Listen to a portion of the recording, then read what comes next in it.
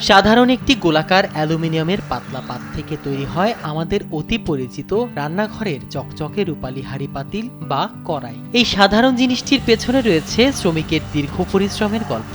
একটি পাতলা অ্যালুমিনিয়ামের শীট থেকে কয়েক মিনিটের মধ্যে তারা তৈরি করেন রান্নার প্রয়োজনীয় হাঁড়ি বা পাতিল।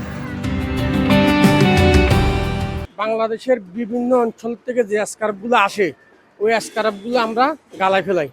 গালায় আমরা আবার নতুন করে সিট বানাই, আবার নতুন করে তৈরি করি আর কি। এগুলা আপনার সসম্যান, কলসি, বদনা, হাড়ি ফাতিল, বিভিন্ন আইটেম আর কি, গামলা, খুমসা, এগুলা। স্যান্ডেলিনা সো, রূপচর্চায় আভিজাত্য।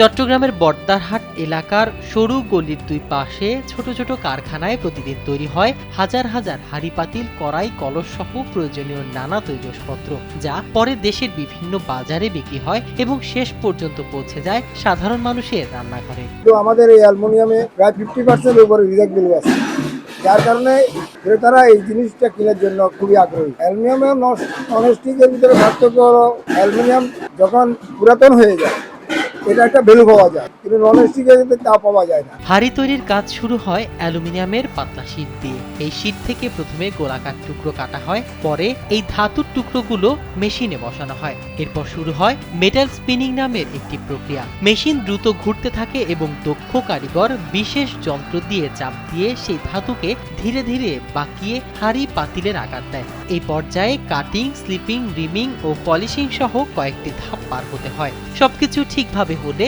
মাত্র কয়েক মিনিটে একটি হাঁড়ি বা পাতিল তৈরি হয়ে যায়। শতকরা হিসাবে যেভাবে বিক্রি করা হয় সেভাবে আমরা এখানে মার্জিন পাই না।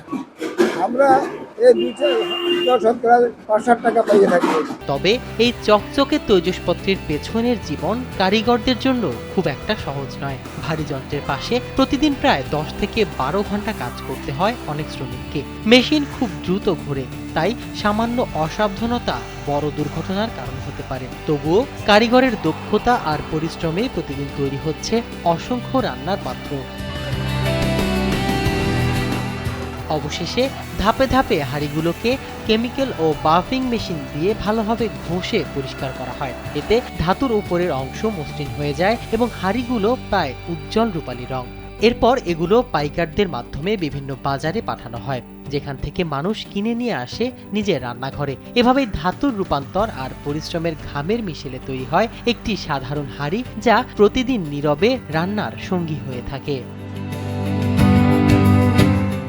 মাহমুদুর রহমান সিয়াম, কালবেলা।